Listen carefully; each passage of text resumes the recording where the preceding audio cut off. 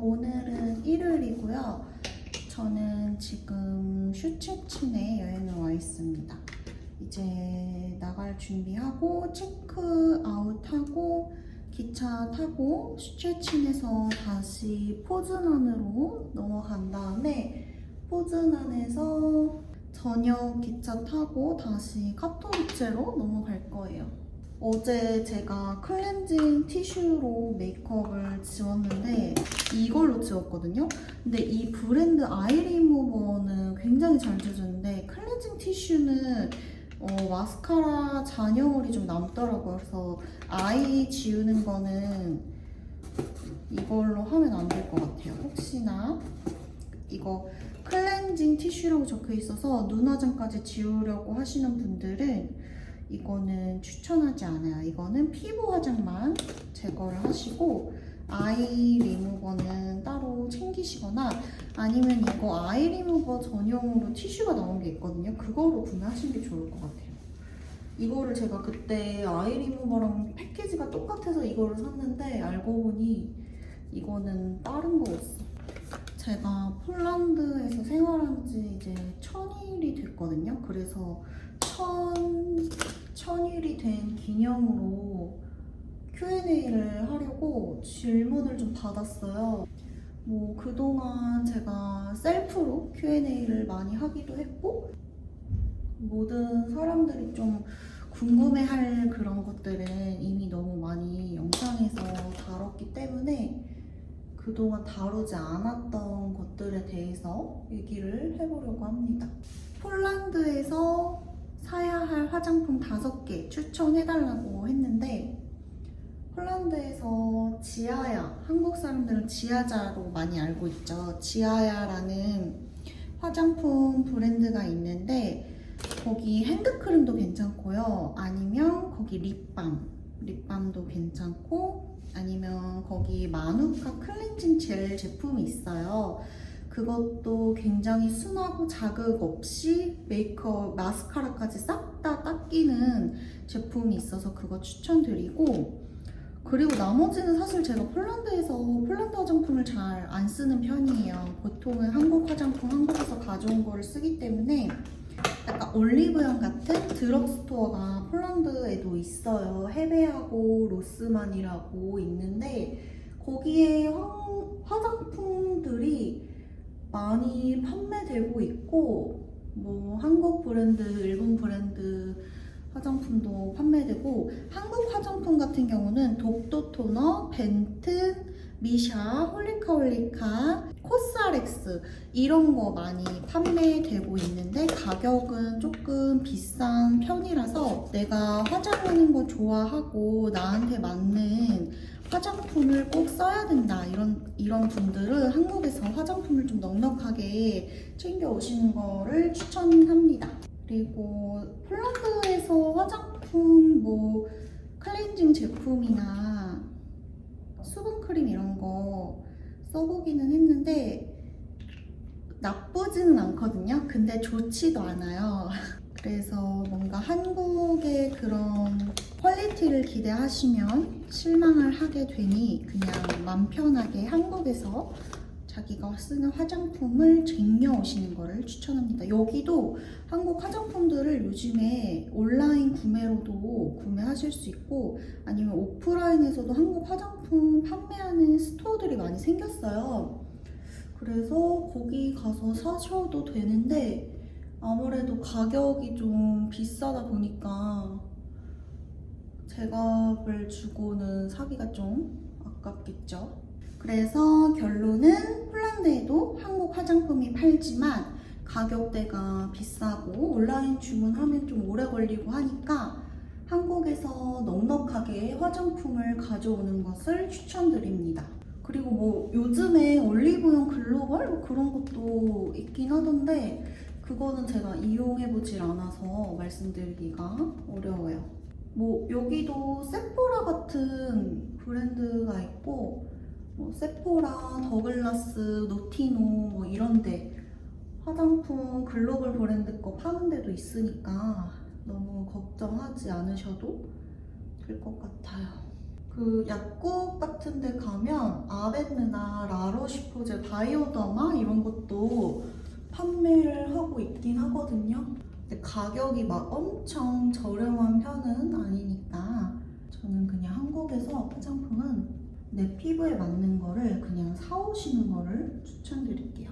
그리고 두 번째 질문으로는 폴란드에서 영화관이나 극장에 가보셨나요? 이런 질문이 있었어요. 서유럽, 동유럽도 연극, 극장 문화, 뭐 영화관 이런 게 조금씩 다르다고 하는데 어떤 식으로 다른지 궁금하다고 질문을 주셨는데 제가 폴란드에서 극장은 가본 적이 없는데 영화관은 가본 적이 있어요. 영화관은 가본 적이 있는데 한국 영화관이랑 크게 차이점을 못 느꼈고 거기도 똑같이 뭐 팝콘이나 나초 이런 거 팔고 근데 외부 음식은 반입 금지예요. 외부 음식 반입 금지고 여기도 광고가 되게 길어요.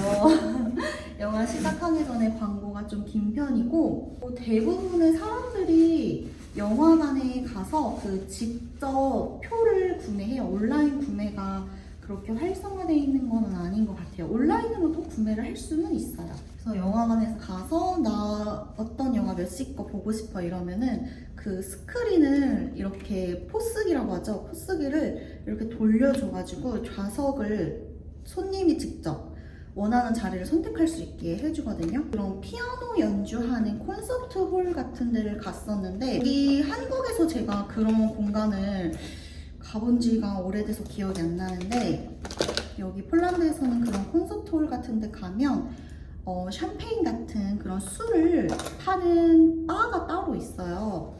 거기서 술을 즐겨도 괜찮습니다. 그리고 오늘 어떤 분이 질문을 해주셨어요. 이제 본인이 해외 생활이 처음인데 이제 폴란드로 가게 되었다. 한국에서 쓰던 유심은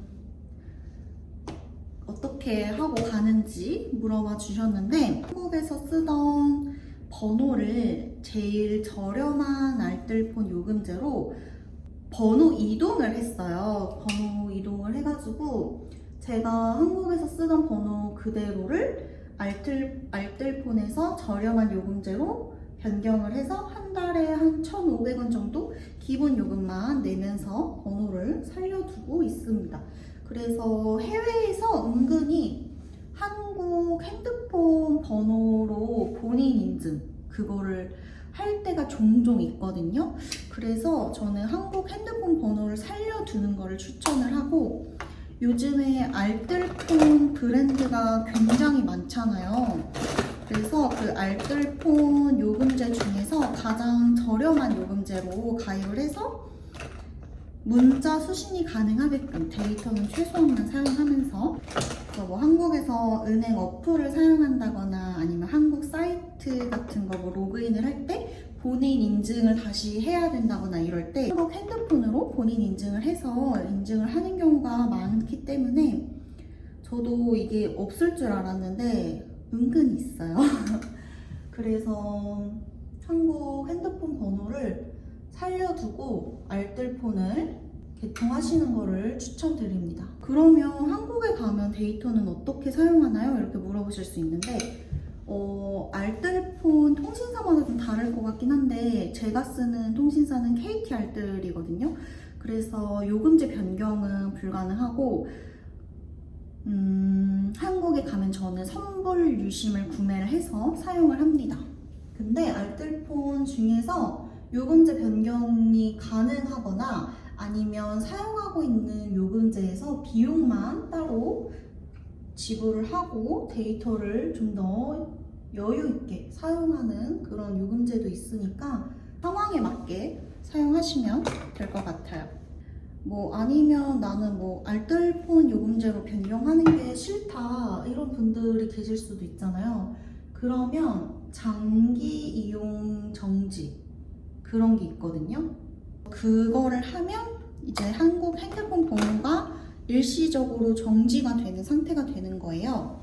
그래서 문자를 수신하고 싶으면 그 정지를 잠시 풀어서 문자를 수신할 수 있고, 그렇기는 한데 그게 문자 수신이 잘 안 되는 경우도 있고, 그래서 저는 그냥 알뜰폰 사용하는 거를 추천드려요. 그리고 다음에 질문 주셨던 거는 해외에서 통장 계좌를 어떻게 사용하는지 여쭤봐 주셨는데, 우선 저는 폴란드에서는 폴란드 현지 은행 계좌를 개설해서 사용하고 있고, 폴란드는 애플페이가 지원이 돼서 보통은 애플페이 사용하고 있어요.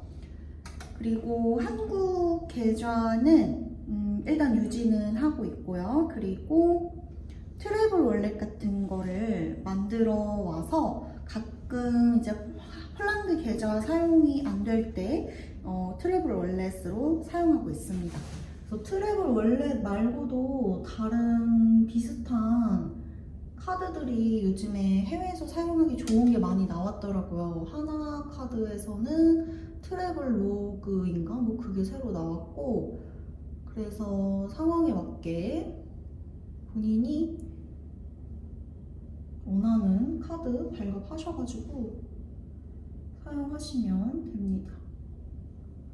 폴란드에서도 한국 카드 사용 잘 되고요. ATM기에서도 현금 출금 가능해요.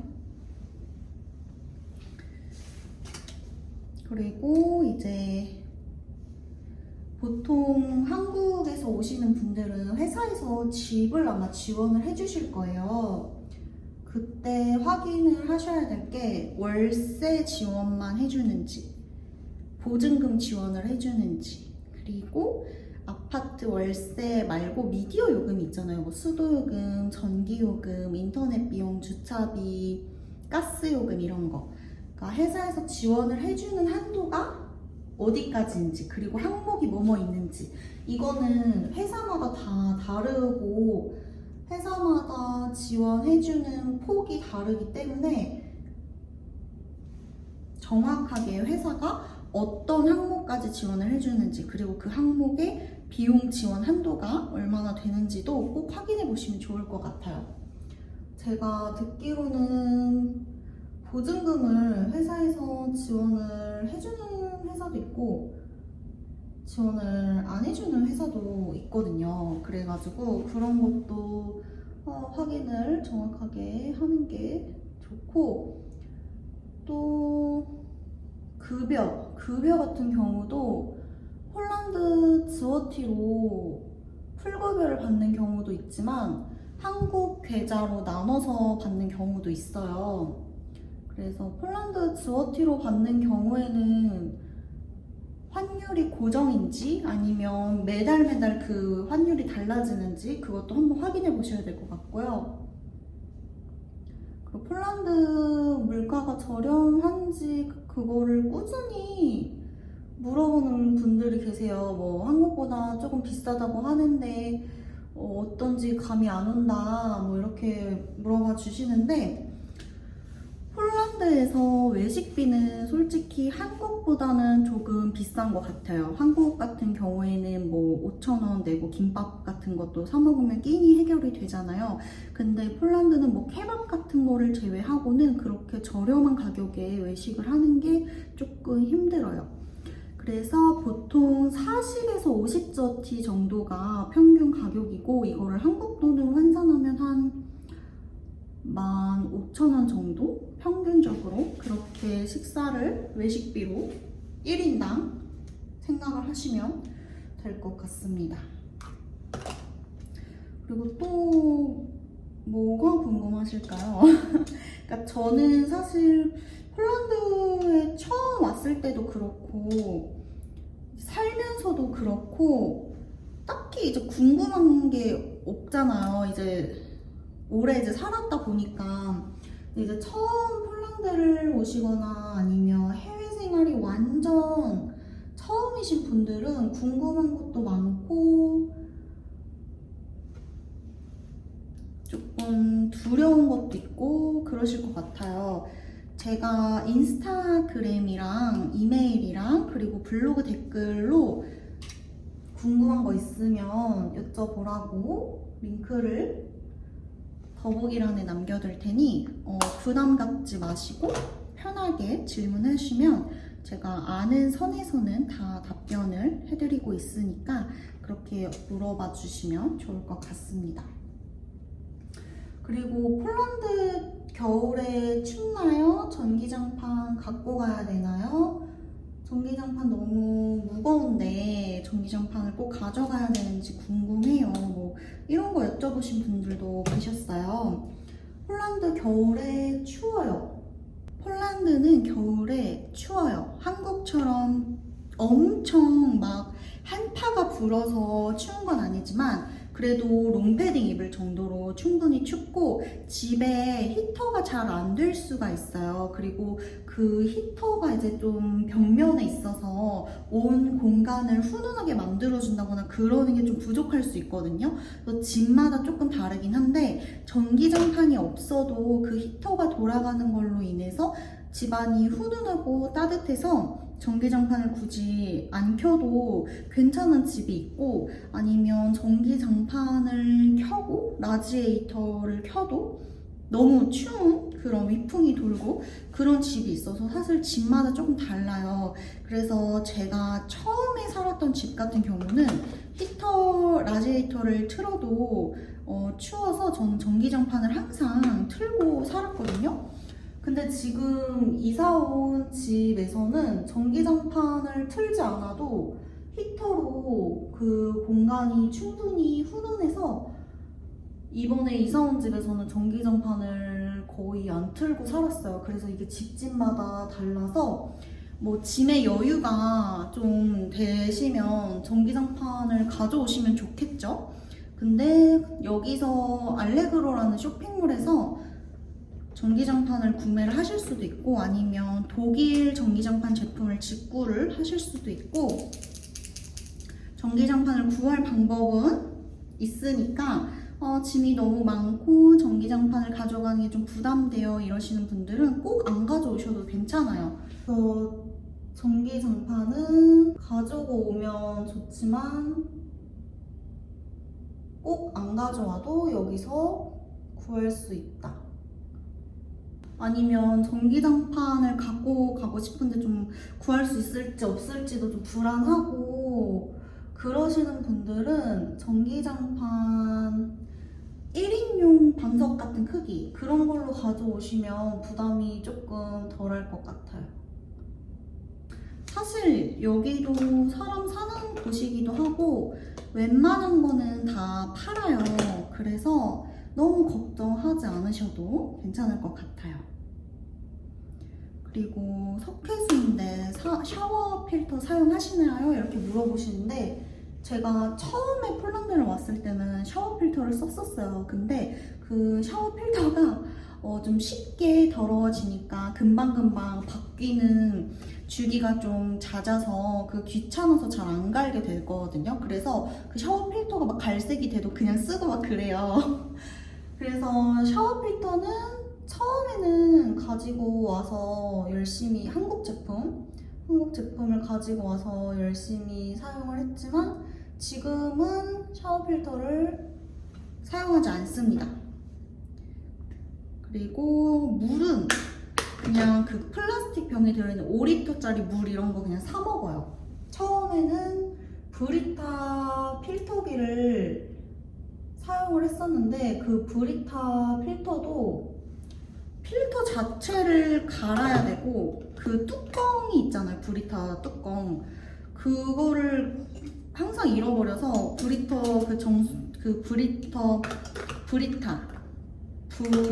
이름 맞나?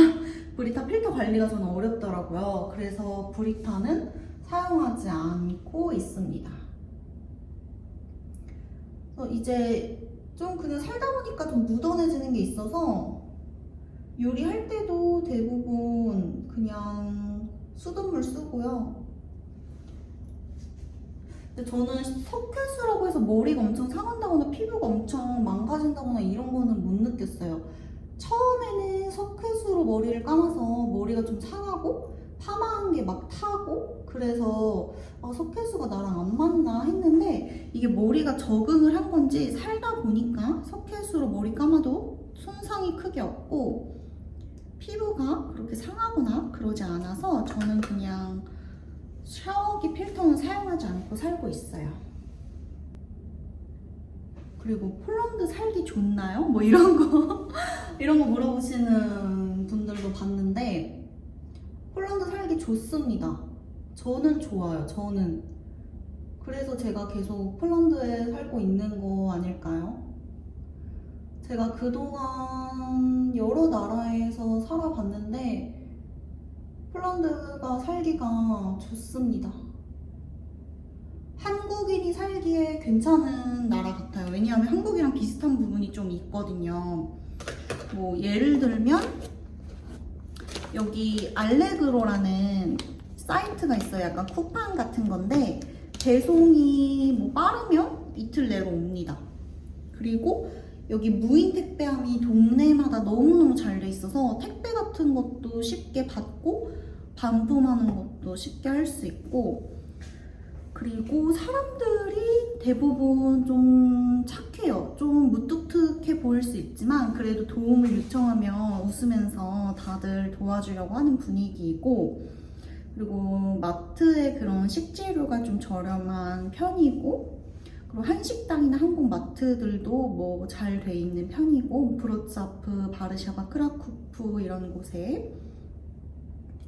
그리고 인터넷도 빠른 편이고, 그리고 주변의 유럽 나라 국가들 여행하기에도 좋고, 폴란드에서 단점이라고 한다면 거주증 같은 그런 행정 처리가 조금 느리다는 게 단점이라고 할 수 있을 것 같아요. 근데 어떤 유럽이든 행정 처리가 느려서 스트레스 받는 거는 다 비슷비슷한 것 같아요. 한국처럼 빠른 그런 행정 업무를 하는 데가 없는 것 같아. 물론 한국도 행정 업무를 하는 공무원들이 실수를 하고 뭔가를 잘못 안내를 해주거나 아니면 좀 답답하게 일을 처리하는 부분이 있잖아요. 근데 유럽과 한국의 그런 행정 처리 차이점이라고 한다면, 유럽은 일 처리 자체의 속도가 느리다 보니까 뭔가가 잘못되거나 실수한 부분이 있을 때 그거를 수정하는 시간이 훨씬 더 오래 걸린다는 거. 한국은 그래도 행정 처리하는 속도가 빠르다 보니까 실수 같은 거를 발견하는 시간이 빠르잖아요. 그러면 그거를 수정하는 시간도 빠르다는 뜻이잖아. 근데 이제 유럽은 행정 처리 속도 자체가 느리니까 어떤 실수나 잘못된 부분도 늦게 알게 되는 거야. 그럼 그거를 또 다시 고쳐서 하는 거에 또 이제 시간이 또 걸리고, 그런 게 가장 큰 차이점이 아닐까 싶어요. 폴란드도 그렇고 다른 유럽도 그렇고 행정 업무를 보는 공무원들이 사람이잖아요. 기계가 아니잖아요. 다 완벽하게 할 수 없잖아요. 일을 하다 보면 실수를 하기도 하고 잘못 안내를 하기도 하고 뭔가 일 처리를 완벽하게 하지 못하는 경우들이 있는데, 유럽은 그런 거의 속도가 너무 느리다 보니까 그래서 사람들이 답답해 하는 거 아닐지. 여기서 공무원들 업무 처리하다가 그런 서류 같은 거 분실하는 사례도 많이 들어봤고, 아니면 담당하던 공무원이 퇴사를 하거나 그래서 인수인계가 제대로 진행이 안 돼서 그 케이스 자체를 새로 누락이 돼서 새로 하는 사례도 봤고, 그래서 유럽에서 행정 처리는 그냥 뇌를 비우고 뇌를 비우고 사는 게 속이 편한 것 같아요. 이거는 진짜 운이기 때문에 내 케이스를 담당하는 공무원이 얼마나 일 처리를 잘하는지, 그 사람이 일 처리 속도가 얼마나 빠른지 그건 진짜 운이라서 함부로 이야기할 수 없는 것 같아요. 행정 업무에 관련된 거는 그냥 운에 맡기고 잘 맞는 공무원을 만나기를 바라는 수밖에 없는 것 같아. 그래서 누군가가 만약에 이제 폴란드에 살러 오시게 되시는 분들이 있다면 너무너무 축하드리고 환영합니다. 그리고 폴란드에 사는 거를 너무 겁먹지 않으셔도 되고 살기 굉장히 좋은 나라예요. 한국인들이 살기에 난이도가 좀 낮은 편이라고 생각이 들고 그리고 폴란드어 못하는데 폴란드에서 살 수 있나요? 이렇게 물어보실 수 있잖아요.